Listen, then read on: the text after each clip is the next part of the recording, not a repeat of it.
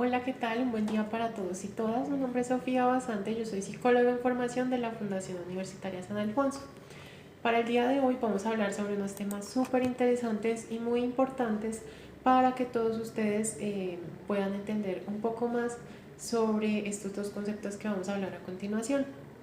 Entonces, para el día de hoy vamos a hablar sobre el estrés y la ansiedad. Por ejemplo, en qué se diferencian, en qué se asemejan, cuándo aparecen, bueno, etcétera. Entonces, para empezar, vamos a hablar en primer lugar sobre qué es el estrés. Del estrés podemos decir que es una respuesta automática del cuerpo ante cualquier situación de alerta y asimismo pues requiere una activación fisiológica y conductual por parte pues de la persona. ¿A qué hago referencia con esto? Por ejemplo, el estrés tiende a aparecer o tiende a reconocerse un poco más dentro del ámbito laboral. Entonces, por ejemplo, cuando tenemos mucho trabajo, cuando nos recargamos de mucho trabajo en nuestro pues, día a día, el estrés comienza a tomar pues, cierto lugar en nuestras vidas.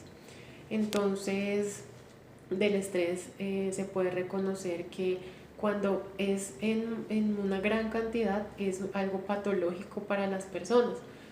Sin embargo, pues el estrés nos ayuda a, digamos que, adaptarnos a nuestro medio de una forma pues mucho más fácil.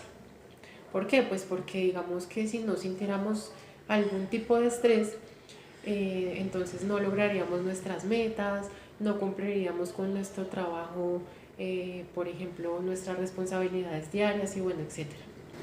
Por otro lado se encuentra la ansiedad. La ansiedad también es una respuesta automática, pero ante situaciones que la persona considere como peligrosas o amenazantes.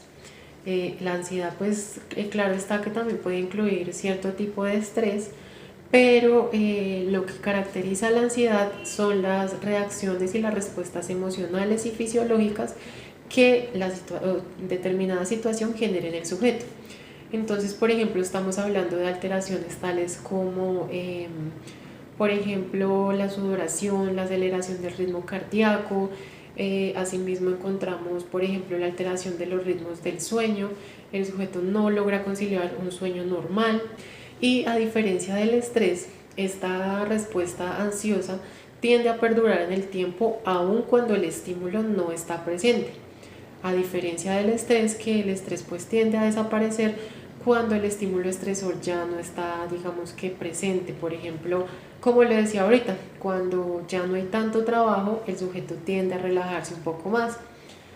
Entonces, por lo tanto, estos síntomas estresantes o estos síntomas ansiosos aparecen ya sea por estímulos externos, en el caso del estrés, o por estímulos tanto internos como externos, en el caso de la ansiedad.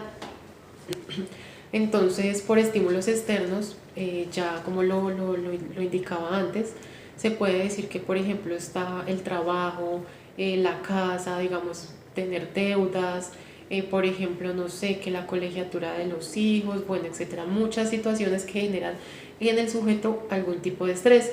Pero cuando, por ejemplo, el sujeto logra salir de estas deudas o logra estar como más tranquilo en todos sus espacios, ya se relaja un poco más. Mientras que en la ansiedad el sujeto tiende como